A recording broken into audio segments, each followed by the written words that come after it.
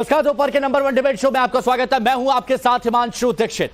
क्या काशी मथुरा ईदगाह मामले के नाम पर झूठ फैलाया जा रहा है और इसी के बहाने क्या मुसलमानों को भड़काने की कोशिश हो रही है?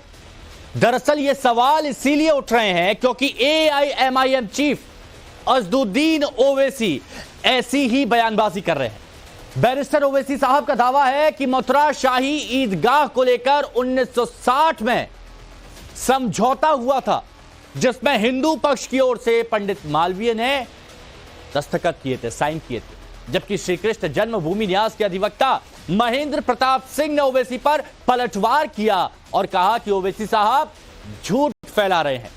पंडित मालवीय ने कोई हस्ताक्षर नहीं किए, साइन नहीं किए और इतना ही नहीं, महेंद्र प्रताप सिंह ने ओवैसी को कोर्ट में आने की चुनौती दी। यहां पर सवाल है, आखिर मथुरा विवाद का सच क्या है? आज इसी पर बात करेंगे, लेकिन पहले एक रिपोर्ट आपके सामने रखते हैं।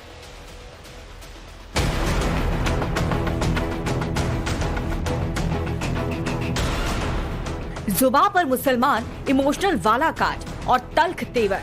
ओवैसी जब भी बोलते हैं उनकी जुबान से बस अंगारे बरसते हैं।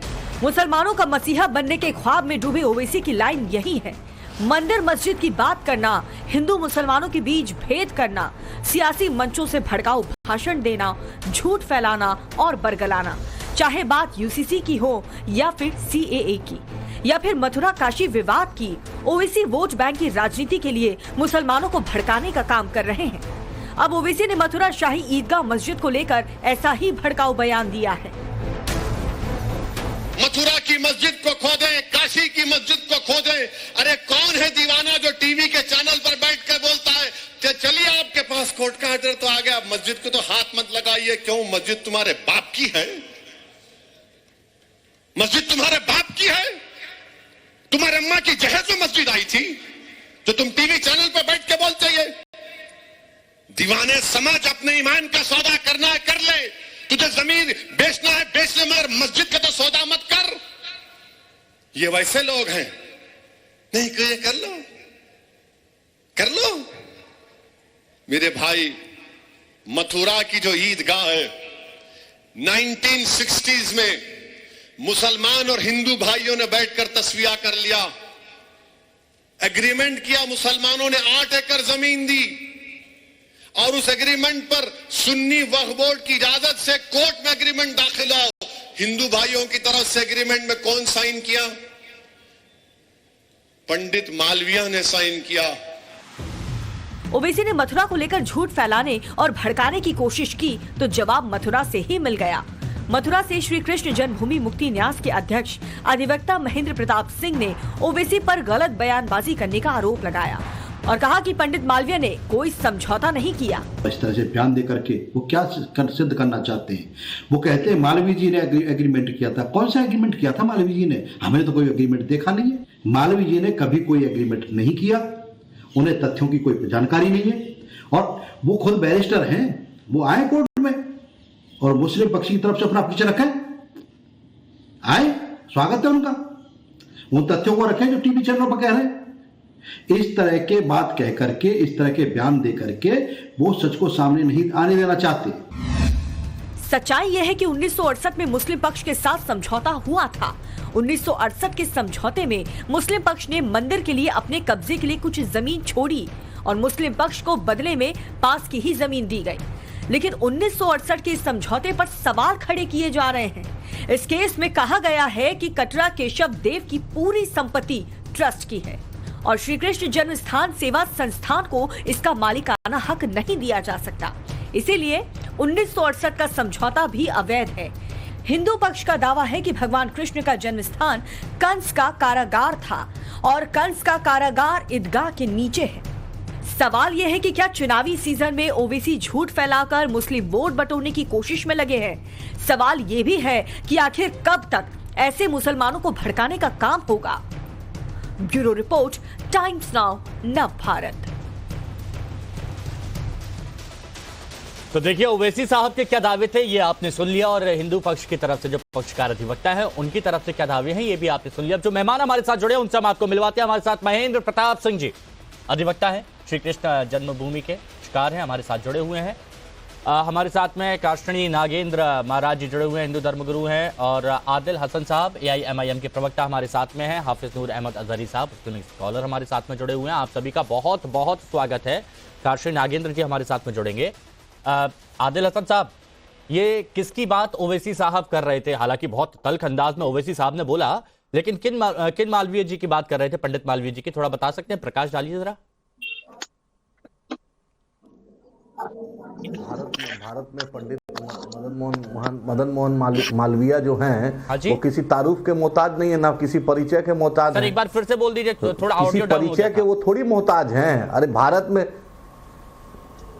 सर पंडित मदन मोहन मालवीय साहब कोई परिचय के मोहताज नहीं है। भारत का बच्चा जानता है उनको। एक शख्सियत थे, एक उन्होंने एक establishment Banaras Hindu university establish की, भारत के अच्छा जी, अच्छा पंडित मदन मोहन मालवीय जी की बात की जा रही है आदिल साहब, पंडित मदन मोहन मालवीय जी की, है ना जी? तो सर मेरे को ये बताइए कि बैरिस्टर ओवैसी साहब कह रहे हैं कि 1960 में उन्होंने हस्ताक्षर किए, साइन किए, लेकिन मदन मोहन मालवीय जी की 12 नवंबर 1940 में मृत्यु हुई थी जी।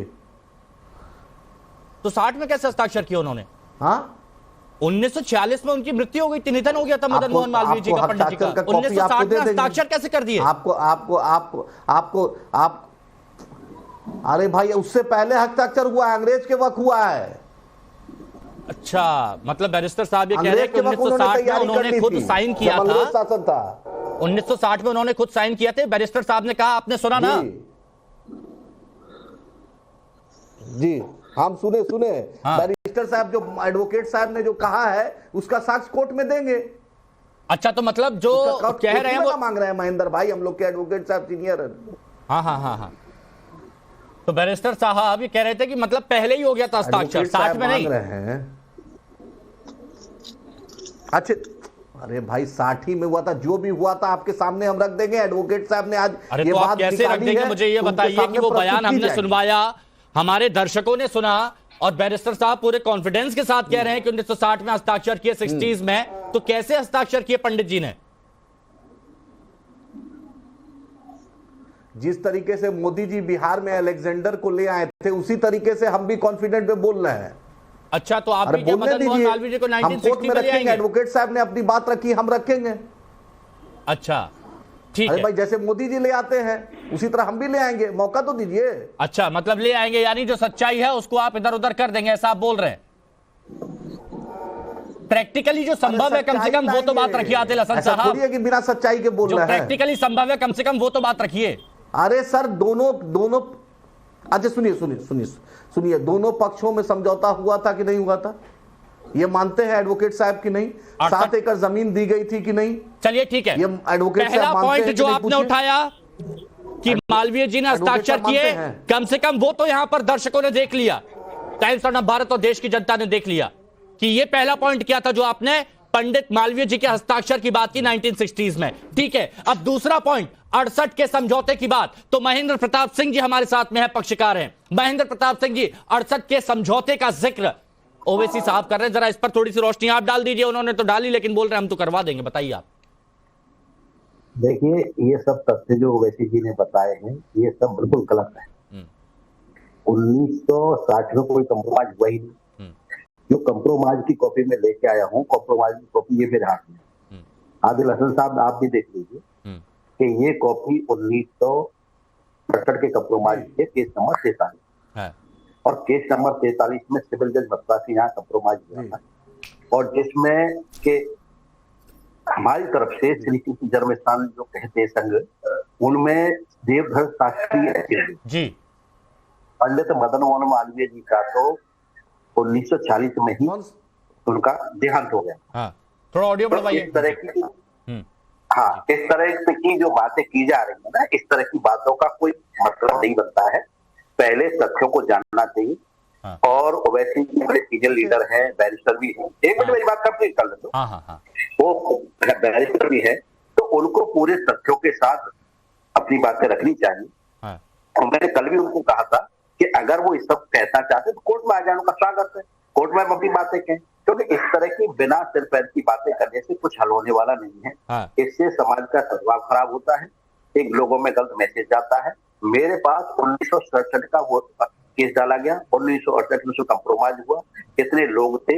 मुस्लिम पक्ष की तरफ से 7 लोग थे, हिंदू पक्ष की तरफ से 11 लोग थे, ये कंप्रोमाइज। अच्छा। और 1973 में इसकी डिक्री कराई गई। मिस्टर जीली चोपड़ा करके जज थे, 1973 में डिक्री है मेरे हाथ में, डिक्री भी लग रही है। और मैं आपको बता दूं, ये देखिए आदिल साहब देख लीजिए, ये वो कंप्रोमाइज है मेरे हाथ में जिसमें 10 शर्तें रखी गई। 68 वाला 10 शर्तों का कंप्रोमाइज, 1968 वाला ये कंप्रोमाइज है। देखिए इसमें 10 शर्तें थी, ये 10 शर्तें लगाई और ये नक्शा भी इसमें दाखिल। तो ये बिना मतलब की बातें करने से कुछ हल होने वाला नहीं है। अच्छे इतिहास को लोग जानना चाहिए और अब लोग इतिहास को देख रहे हैं, तथ्यों को जानना चाहते हैं। अच्छा। और लोग अब जानकार होकर के सब चीजों को, उन सब चीजों को जिनको चीजों को छुपाया गया उनसे अब काम नहीं चलेगा, आपको सच स्वीकार करना पड़ेगा। ठीक है, ये 1968 को लेकर महेंद्र प्रताप जी जो अधिवक्ता उन्होंने अपनी बात रखी। तुरंत आदिल जी मैं चाहता हूं आप अपनी बात रखें, ऐसा ना हो कि आप बोले कि मौका नहीं दिया। आप अपनी बात रखिए, फिर बाकी मेहमान। हाँ नहीं मेरा सुनिए, ये बात तो बैरिस्टर साहब ने, वकील साहब ने, सब ने कही कि उसमें समझौता हो गया था। कोई भी चीज 1968 में समझौता का नामा दिखा रहे वकील साहब, 73 में जजमेंट दिखा रहे हैं, डिग्री दिखा रहे हैं। तो मेरा कहना है, मान लीजिए एडवोकेट साहब का बात हम मान रहे हैं कि पंडित जी नहीं होंगे, लेकिन जो साहब वहां पर हिंदू पक्ष से थे वो भी गणमान्य व्यक्ति होंगे। कोई आम इंसान तो इस मुद्दे पर हल नहीं कर सकता है, समझौता नहीं कर सकता। ये बात आपने आज एक बात तो मानी ना आदिल भाई, सुनिए ना, मैं आपकी पूरी बात सुनूंगा आदिल भाई, आपकी पूरी बात सुनूंगा। हाँ। लेकिन आज आपने एक बात तो मानी ना कि ओवैसी साहब हमेशा सही नहीं होते हैं, जितना वो श्योरिटी के साथ बोलते हैं। नहीं, ये बातें सुनिए एक मेरे भाई हिमांशु साहब, where is human there is error.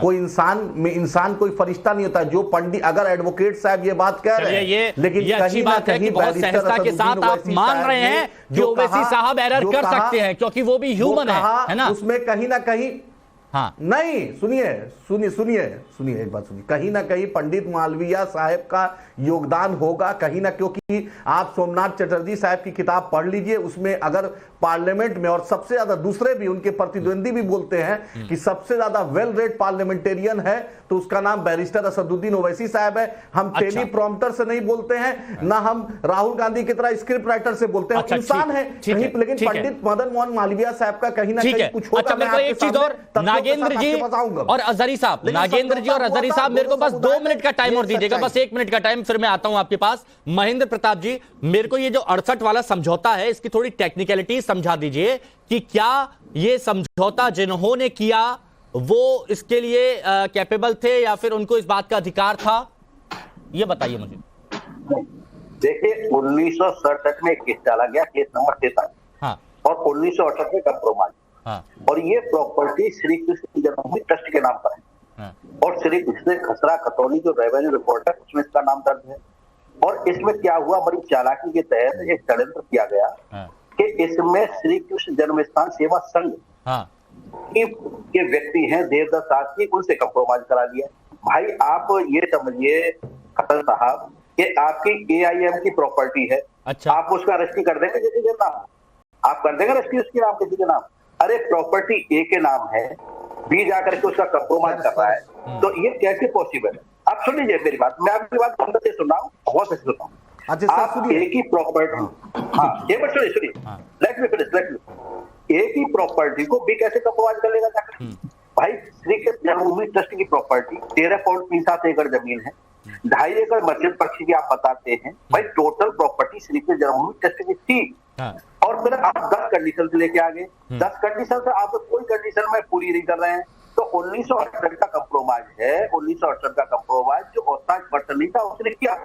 चलिए, ये पॉइंट यहां पर समझाना बहुत जरूरी था। जैसा कि आपने एक एग्जांपल दिया कि AIMIM के दफ्तर का सौदा आदिल हसन नहीं कर सकते हैं और इसीलिए ये मामला सुनवाई योग्य बना, ये पॉइंट आपने रखा है, ठीक है। अब जरा अजहरी साहब है, प्लीज देखिए, 2 मेहमान और हैं, 2 मेहमान और टाइम आपको दूंगा। सर 20 सेकंड चलिए लीजिए सर, 20 सेकंड बस, 20 सेकंड बस एक चीज बोलना चाहता हूं। उस वक्त के जो लर्नेड जज थे वो इस चीज का तो जरूर ध्यान दिए होंगे ना कि जो पिटिशनर है और जो एग्रीमेंट के बीच कर रहा है दोनों पार्टी, वो जेन्युइन है ये तो जज साहब की इंटीग्रिटी पे अब सवाल उठ रहा है। ठीक है, इस बात पर जज साहब बोल रहे हैं जजी साहब ने गलत कर दिया, दोनों पक्ष को जज साहब ने नहीं देखा, और पूरा भारत में जो हिंदू समाज था, मुस्लिम समाज था, सब छोड़ दिया उनको, सब किसी पर कॉम्प्रोमाइज करने दे दिया। आप ही बताइए, उस वक्त भी तो समाज में सामाजिक लोग ज्यादा बुद्धिमान थे, ज्यादा मजबूत थे, ज्यादा धर्म। अच्छा, तो मतलब ये है कि वहां पर ह्यूमन एरर नहीं हो सकती, ऐसा आप कह रहे हैं। चलिए ठीक है। अच्छा अजहरी साहब वहां पे भी हो सकता है। ठीक है, हाँ तो यही तो बात मैं कह रहा हूँ। ठीक है, अच्छा हसन साहब बाकी मेहमान है, अजहरी साहब बुरा मान जाएंगे, अभी तो मुस्कुरा रहे हैं। अजहरी साहब अब बताइए, अब मथुरा का जिक्र हो रहा है, मथुरा की बातों का जिक्र हो रहा है, मथुरा के एग्रीमेंट का जिक्र हो रहा है, और उसको लेकर हिंदू पक्ष की तरफ से महेंद्र प्रताप सिंह जी है यहाँ पर, वो कह रहे हैं कि इतने सारे साक्ष्य यहाँ पर मिले हैं, इतने सारे साक्ष्य यहाँ पर मिले हैं कि अब बस कोर्ट पर उनको पूरी तरह से भरोसा है। क्या कहेंगे आप? देखिए, असदुद्दीन ओवैसी भारत के एक जिम्मेदार नागरिक हैं और सांसद हैं। हाँ। और देश की बड़ी शख्सियत का नाम असदुद्दीन ओवैसी है। हाँ। उन्होंने किसी मामले में कोई दावा किया है तो उसकी दलील भी होगी उनके पास में, हालांकि उनके प्रवक्ता महोदय बैठे हैं। मैंने आज तक उनको जो देखा है, समझा है, वो बिना दलील से कोई बात करते नहीं है, और इसकी भी दलील उनके पास होगी जब उनसे सवालात होंगे, जब कोर्ट में जाने को तैयार है, तो इसमें आपत्ति किसी बात की नहीं है। आपके चैनल पर डिबेट की भूमिका बनाने के लिए जो शुरू में भी चल रहा था कि असदुद्दीन ओवैसी मुसलमानों को भड़का रहे हैं, ये आप बताएं उन्होंने मुसलमानों को भड़काया कहाँ है आज तक? भड़काने वाले तो वो हैं जो सदन में खड़े होकर के महाभारत की धमकी दे रहे हैं। ओवैसी साहब भड़काने वाले तो वो हैं। अच्छा, अजहरी साहब सुनिए ना, आपके बहुत सारे फॉलोअर्स हैं। अजहरी साहब बताइए ना, आपके फॉलोअर्स हैं ना? सुनिए तो, आपके फॉलोअर्स हैं, बताइए तो। बिल्कुल आपके फॉलोअर्स हैं, बहुत से लोग आपको मानते हैं। अब आप उनके बीच में जाएंगे तो वहां पर ये बोलेंगे कि किसी के माँ के दहेज में आया क्या, किसी के बाप का माल है क्या? मतलब इस तरह की टोन, इस तरह की जब बात की जाती है तो वहां पर जो नीचे अनुयायी बैठते हैं, जो समर्थक बैठते हैं, वो क्या कहेंगे? बहुत बढ़िया, बहुत अच्छा होता है कि नहीं? जिस तरह से सुनो तो, जिस तरह से हमारे साथ हो रहा है देश में, जिस तरह से कानून का राज कायम करने की दावत देने वाले लोग कानून का माहौल उड़ा रहे हैं, तो अगर ऐसे में ऐसी बात उन्होंने की तो गलत नहीं कही उन्होंने। जब संविधान की बात आती है, जब पॉइंट टू पॉइंट बात आती है, तब वहां पर आप ये बोल देते हैं। सुनिए ना, संविधान और तथ्यों की बात पर आप क्या कहते हैं अजहरी साहब? 1991 एक्ट को पूरा एक्ट ही निकल गई सरकार, और कोर्ट भी सुन रहा है। मुझे तो अफसोस है इस बात पे। अच्छा, तो कोर्ट सुन रहा है तो कोर्ट में जानकार लोग बैठे हैं ना। अभी आदिल हसन साहब कह रहे थे, AIMIM के प्रवक्ता, कि बड़े बड़े वर्ग के लोग कोर्ट में बैठे हैं, तो आप उन पर सवाल कैसे खड़े कर सकते हैं? क्यों नहीं कर सकते यार? हम नागरिक के देश के, तो आप कोर्ट पर सवाल खड़े करेंगे? ये भी बोलने का अधिकार हमें देश को संविधान ने दिया। कि आप कोर्ट पर सवाल खड़े करिए, ये आपको हक मिला है। आप बताइए, प्लेसेस ऑफ वर्शिप एक्ट का महत्व क्या है? अब बताएं हमें। अरे, प्लेसेस ऑफ वर्शिप एक्ट को लेकर आप लोगों ने अपनी मांग रखी ना। आपने जिला सत्र न्यायालय में रखी, आपने हाई कोर्ट में रखी, आपने सुप्रीम कोर्ट में रखी। अब तीनों जगह पर जो अरे तीनों जगह पर जज बैठे हैं, वो सुन रहे हैं आपको उनसे भी आपत्ति है। नागेंद्र जी, नागेंद्र जी, बताइए, डंके की चोट पर यह बात कही जा रही है।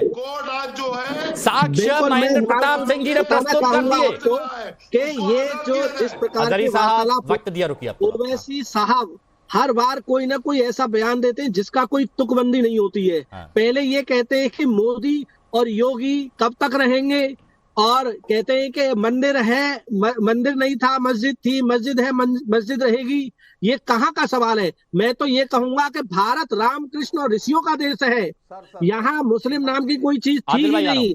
यहाँ पर राम, कृष्ण और देवालय, मंदिर थे। औरंगजेब और बाबर जैसे आक्रांता आए, इन लोगों ने हमारे मंदिरों को सलाम पैदा हुए हैं। और आज यहाँ पर ये लोग जब न्याय की प्रक्रिया, न्याय पर विश्वास रखने वाले संत धर्माचार्य हैं, यदि इनके खिलाफ पहले सनातन विरोधी सरकारें होती थी तो इनके खिलाफ कोई भी बोलता था तो आगजनी और पत्थरबाजी लोग करते थे। आप देखिए, और अब कोई भी पत्थरबाजी या न्याय के खिलाफ जाकर के तो दिखाए। हम लोग न्याय प्रिय हैं, हम लोग कोर्ट पर विश्वास रखते हैं। हमारे यहाँ महेंद्र प्रताप सिंह जैसे अब ये लड़ रहे हैं हमारे राम। 6 दिसंबर 1992 याद है, आप कितने न्याय प्रिय हैं? कोर्ट का निर्णय आने दीजिए। 1992 याद है हमें।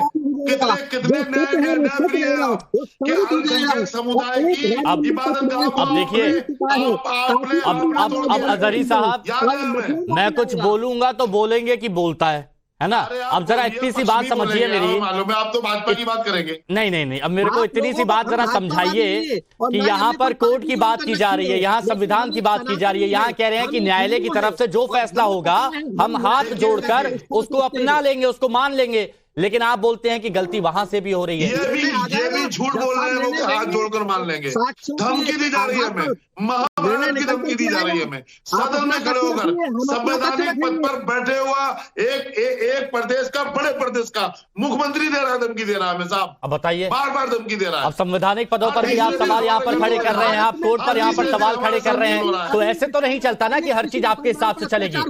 किसी पर तो भरोसा करना किसी पर तो भरोसा करेंगे ना आप।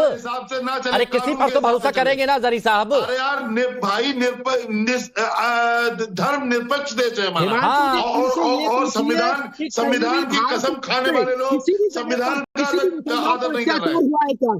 किसी भी मुस्लिम भाई पर किसी प्रकार का कोई सताया गया है क्या? कोई जितनी लाभ हमारे मुस्लिम भाइयों को बहनों को मिल रही है, तो कुछ गलत नहीं होगा सरकार में मुस्लिम बहनें बहुत सुखी हैं। तो ये तो हम सच ही दिखा रहे हैं ना, इसमें कौन सा झूठ है?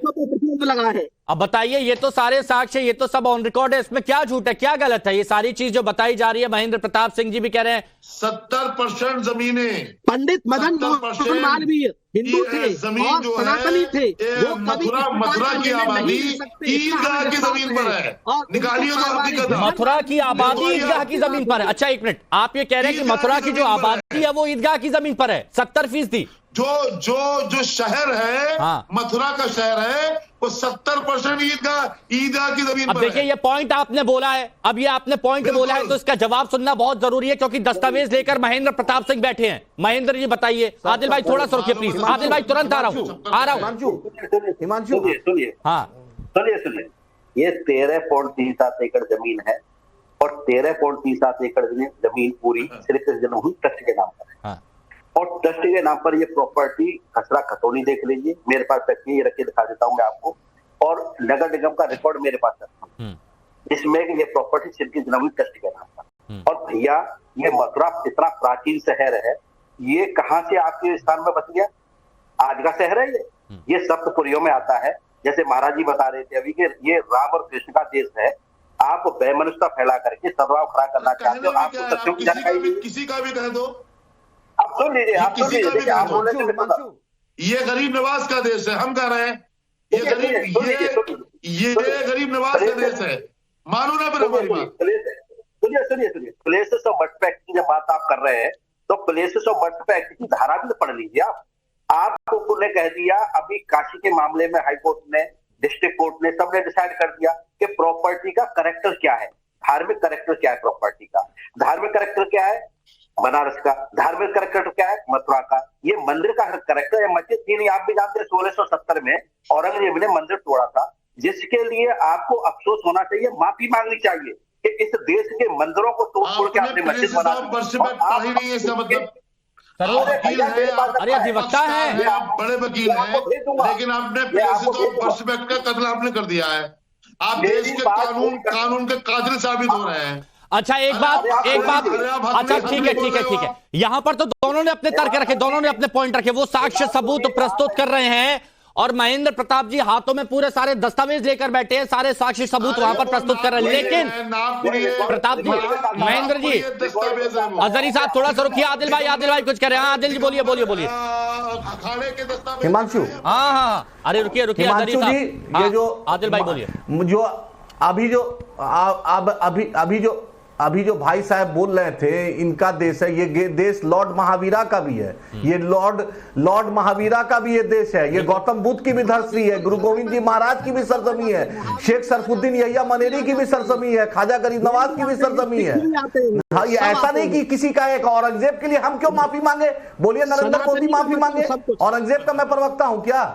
और संघमित्रा राणा कौन थे? संघमित्रा, विक्रम संघमित्रा नहीं, लेकिन कौन थे?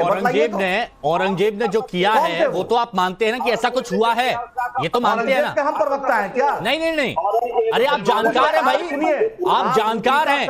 एआईएमआईएम के जो हाँ ओवैसी साहब है या कोई भी प्रवक्ता, वो खुलकर अपनी बात रखते हैं ना। सुनिए नहीं, आप भले ही आप सुनिए, आपके बीच आप जो विश्लेषक को लाए हैं, सुनिए सुन रहे हैं, सुनिए, हमारा औरंगजेब से कोई रिश्ता न था न है। याद रखिए, हमारा कोई रिश्ता नहीं, हम भारत के संविधान से रिश्ता है, हमारा रिश्ता अंबेडकर से, हमारा रिश्ता गांधी से, हमारा रिश्ता इस मिट्टी से है। इसलिए औरंगजेब का प्रवक्ता हमें नहीं बनाइए और बोलिए, इनसे पूछिए, इनसे जो पूछिए, ये जो बोल रहे हैं संघमित्रा राणा सांगा कौन थे, बतलाइए। ये देश का जिस दिन आपने कहा औरंगजेब से आपका कोई रिश्ता नहीं, मैंने माना कि औरंगजेब से आपका कोई नाता नहीं, और मैंने आपसे औरंगजेब को लेकर सवाल नहीं पूछा। मैं बस ये पूछना चाह रहा हूं कि आपने कहा कि आप संविधान को मानते हैं, आप कानून को मानते हैं। आदिल भाई मानते हैं कि नहीं मानते? आपने कहा संविधान और कानून को मानते हैं आप। अजहरी साहब भी कह रहे हैं संविधान और कानून को मानते हैं आप।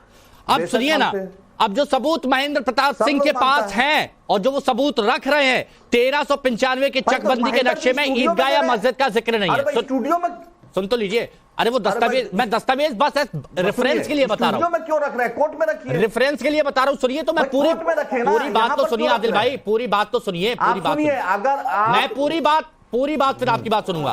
1395 के चकबंदी के नक्शे में ईदगाह या मस्जिद का जिक्र नहीं। 1424 की खतौनी के मुताबिक विवादित स्थल पर जन्मभूमि का मालिकाना हक, जो टैक्स है वो श्री कृष्ण जन्मभूमि समिति ने दिया है, और इसके अलावा कई किताबों में वो जो जिक्र है वो तो ठीक है। अब एक पॉइंट, आदिल हसन साहब, मेरा सवाल आपसे, अगर आपको लगता है कि मुस्लिम पक्ष की तरफ से सही तर्क या फिर अपना मामला कोर्ट में सही तरीके से नहीं रखा गया, तो जो ओवैसी साहब बार बार कहते हैं कि कोई मस्जिद शहीद नहीं होने देंगे, कुछ नहीं होने देंगे, तो क्या वो इस मामले में आएंगे कोर्ट?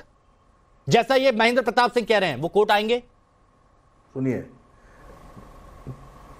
सुनिए, जहां पे जरूरत पड़ेगी हम आएंगे। भारत में ऐसा नहीं कि भारत में हमारे जो न्यायिक प्रक्रिया है उस पर हर भारतीय को विश्वास है। आपने 19 बाबरी मस्जिद के जजमेंट में साफ साफ देखा, उन्होंने उसमें लिख दिया कि वहां पर जो आरएसएस और बीजेपी के लोग कई बार ये सवाल उठा कि मुस्लिम पक्ष ने, अंजुमन इंतजामिया ने काशी में मामला सही से नहीं रखा। ये मुद्दा ये मसला कई मुस्लिम भाइयों ने उठाया कि अंजुमन इंतजामिया कमेटी मुद्दा नहीं उठा पाई काशी में। मथुरा में भी यही मुद्दा उठाया गया। जब ओवैसी साहब इतना खुलकर बोलते हैं कॉन्फिडेंस के साथ, तो वो कोर्ट में क्यों नहीं आते? महेंद्र प्रताप सिंह कह रहे हैं कि आइए ना, आप सबूत दीजिए, हम तो दे रहे हैं सबूत। हिमांशु जी, एक मिनट पहले ये बात, क्या ओवैसी साहब जहां पे जरूरत पड़ेगी जाएंगे? पक्का जाएंगे? अरे भाई, जहां जरूरत पड़ेगी वहां जाएंगे। महेंद्र जी के कहने पर थोड़ी जाएंगे। अरे महेंद्र जी कौन होते हैं भाई? महेंद्र जी कौन होते हैं? आप जब ओवैसी साहब कहते हैं कि हम एक भी मस्जिद अब नहीं जाने देंगे, ओवैसी साहब कहते हैं एक भी मस्जिद नहीं जाने देंगे, तो इस मसले पर क्या वो कोर्ट में अपना पक्ष रखेंगे मजबूती के साथ? बस ये पूछ रहा हूं, अपना पक्ष रखेंगे अपने मुस्लिम भाइयों के लिए? बस ये पूछ रहा हूं मैं। सर सुनिए, ये देश संविधान से चलता है, न्यायपालिका से चलता है। जब भी जरूरत पड़ेगी न्यायपालिका के लिए जाएंगे, उसका दरवाजा सबके लिए खुला है, मेरे लिए भी खुला है, उनके लिए भी खुला है। जब भी जरूरत पड़ेगी हम जाएंगे। ठीक है, महेंद्र प्रताप सिंह की जरूरत पड़ेगी तो जाएंगे, आपके कहने पर थोड़ी ना जाएंगे। जरूरत पड़ेगी हम जरूर जाएंगे, जरूरत पड़ेगी तब जाएंगे, आपके कहने पर थोड़ी ना जाएंगे। देखिए, जिस तरह से ओवैसी जी ज्ञान दे रहे हैं, 1960 में कंप्रोमाइज बता रहे हैं, मदन मोहन जी के हस्ताक्षर बता रहे हैं, ये सब बेसिल की बातें नहीं करनी चाहिए। कंप्रोमाइज तो हुआ, सच्चाई है, खुद बतलाए हैं। सुनिए, भाई आपने खुद कहा कंप्रोमाइज कर दिखा रहे हैं आप। तो हिमांशु जी, आपके माध्यम से मैं बताना चाहता हूँ कि आवाम को इस तरह का। महेंद्र जी, आप तो खुद डीट दिखा रहे हैं। सुनिए, मैं दिखा रहा हूँ, मैं इसीलिए खुद डीट दिखा रहे हैं, गलत बता रहे हैं, उसको सही करने के लिए। डीट क्या है? समझौतानामा नहीं है। अरे आपके गलत पॉइंट को वो उठाने के लिए बता रहे हैं ना। उन्होंने बताया कि आदिल हसन को यह हक नहीं दे दिया गया कि वो एआईएमआईएम के दफ्तर को बेच सके। ये एक एग्जांपल दिया था उन्होंने। आज तक मैं बता दूं, आपकी तरफ से जज साहब ने फैसला दिया है, महेंद्र जी और आदिल ने नहीं दिया, जज साहब ने दिया है। क्योंकि आपके पास किसी तरह का कोई सिंगल डॉक्यूमेंट है ही नहीं किसी कोर्ट में दाखिल करने के लिए। हमने इतने सारे डॉक्यूमेंट विभिन्न कोर्टों में दाखिल किए, हाई कोर्ट में किए, डिस्ट्रिक्ट कोर्ट में किए, सुप्रीम कोर्ट में किए, आपकी तरफ से शाही ईदगाह पक्ष की तरफ से एक डॉक्यूमेंट दाखिल नहीं हुआ। अब ये देखिए, ये अब मेरी बात सुनिए आदिल भाई और अजहरी साहब, एक मिनट, महेंद्र प्रताप जी एक मिनट, आदिल भाई और अजहरी साहब इस बात को सुनिए, क्योंकि ये पक्षकार हैं और ये कह रहे हैं कि इन्होंने इतने डॉक्यूमेंट यहां पर फाइल किए लेकिन मुस्लिम पक्ष की तरफ से नहीं किए गए। अब जब मुस्लिम पक्ष की तरफ से तर्क नहीं दिए जा रहे, फिर उसके बाद सवाल किस पे उठेंगे? कोर्ट पर। अजहरी साहब, ये क्या है? ये तो पक्ष रखने में कमजोर हुआ ना। पे उठेगा कि कोर्ट में उठेगा? देखिए कोर्ट में उठेगा ना बॉस। अरे तो कोर्ट में ही प्रस्तुत नहीं किया, वही तो कह रहे हैं। में चल रहा है, आप भी जज नहीं है और वकील साहब भी जज नहीं है, हम भी जज नहीं है, आदिल भाई भी जज नहीं है। तो कोर्ट में मामला चल रहा है, तर्क वितर्क होगा, वहां पर हो रहा होगा। वकील वहां कोई झक मारने थोड़ी ना गए होंगे, वो भी वहां पर तर्क वितर्क कर रहे होंगे। तो उन्हें आप करने दे। और रही बात, अभी बात चल रही थी औरंगजेब से रिश्ता है या नहीं। आप अपने राजा महाराजों, हमने नहीं जोड़ा आपका रिश्ता औरंगजेब से भाई, हमने नहीं जोड़ा आपका रिश्ता औरंगजेब से। तो हम और हमारे राजा महाराजों को जालिम कहोगे आप। अरे और हम सुनते रहेंगे। मैं तो अभी वर्तमान में जीता हूं। तर्क लाते हो आप। अच्छा नागेंद्र जी, ये सारे तर्क आपने सुनी लिए जी? ये सारे तर्क आपने। मैं बताना चाहूंगा हिमांशु जी, देखिए हमारा देश न्याय प्रक्रिया पर चलता है और कोर्ट का जो आदेश, दोनों पक्ष दलील रखेंगे, प्रमाण रखेंगे और कोर्ट जिसके हक में फैसला देगा वह हमें सर्वमान्य होना चाहिए। और आगे बढ़ करके हमारे मुस्लिम भाइयों को पहल करनी चाहिए, कोर्ट के आदेशों का मान करके उनका सम्मान करना चाहिए। मान तो लिया हमने, बाबरी मस्जिद का फैसला मान लिया, सबके सामने है, मान तो लिया हमने, कैसे मानेंगे और बताओ। अच्छा, एक 30 सेकंड में बताइएगा महेंद्र प्रताप जी, आप चाहते हैं कि ओवैसी साहब मजबूती के साथ पक्ष रखें क्योंकि मुस्लिम पक्षकार अच्छे से पक्ष नहीं रख पा रहे हैं, चाहते हैं आप? नहीं, जिस तरह से वो बातें टीवी चैनलों पे कर रहे हैं, आवाम को एक गलत मैसेज जा रहा है, तो हम चाहते हैं कि वो कोर्ट में आए, उनका स्वागत है। और जो व्यक्ति उनके साथ आना चाहते हैं वो भी आए, रखे अपना पक्ष, और जो एक्चुअल फैक्ट है वो सबके सामने आने, किसी के सामने गलत फैक्ट नहीं आने चाहिए। और रही बात औरंगजेब की, मैं भी बता दूं, आप पक्ष किसका ले रहे हैं? औरंगजेब का। औरंगजेब का यहाँ पर पक्ष नहीं, मजबूती के साथ यहाँ पर पक्ष रखे जा रहे हैं। लेकिन बस ये है कि कोर्ट की तरफ से जो भी फैसला आए, फिर बाद में कोर्ट पर सवाल खड़े ना किए जाएं, बस ये थोड़ा ध्यान में रखना होगा। बहुत बहुत शुक्रिया आप सभी का हमारे साथ जुड़ने के लिए, चर्चा में शामिल होने के लिए। अब वक्त है